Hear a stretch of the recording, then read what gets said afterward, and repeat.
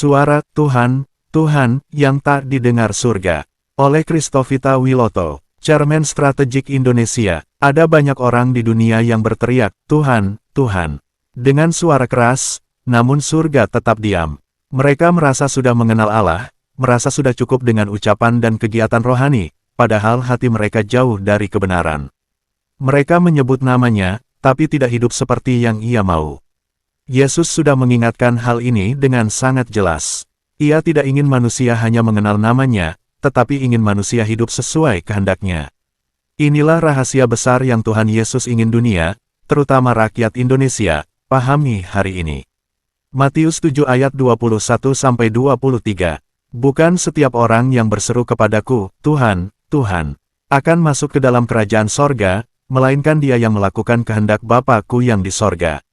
Banyak orang akan berkata kepadaku pada hari itu, Tuhan, Tuhan, bukankah kami bernubuat demi nama-Mu, dan mengusir setan demi nama-Mu, dan mengadakan banyak mujizat demi nama-Mu juga. Pada waktu itulah aku akan berterus terang kepada mereka dan berkata, aku tidak pernah mengenal kamu. Enyahlah daripadaku, kamu sekalian pembuat kejahatan. Berikut ini bukti-bukti dan kronologi singkat dari masa ke masa tentang orang-orang yang merasa suci, rajin berseru, Tuhan, Tuhan, tetapi sebenarnya tidak dikenal oleh Allah, karena hidupnya tidak sesuai kehendaknya. Zaman Nabi Musa, banyak bangsa Israel yang setiap hari membawa korban persembahan dan berdoa, tapi hati mereka penuh pemberontakan. Mereka menyembah anak lembu emas dan berkata itu Tuhan mereka. Akibatnya, Tuhan murka dan banyak dari mereka binasa di padang gurun. Bukti, mereka berseru kepada Tuhan tetapi tetap hidup dalam dosa dan penyembahan berhala. Zaman Nabi Yesaya dan Yeremia, bangsa Israel rajin beribadah di bait suci, tetapi menindas orang miskin, hidup dalam kemunafikan, dan menolak suara Nabi. Bukti, Tuhan berkata lewat nabinya bahwa ia muak dengan ibadah yang hanya di bibir, bukan di hati.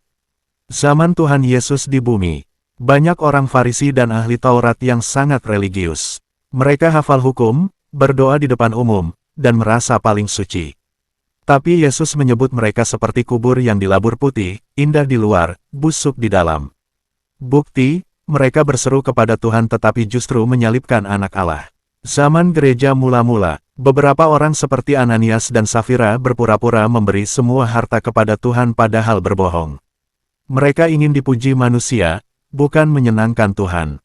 Bukti, mereka mati seketika karena kepura-puraan di hadapan Tuhan.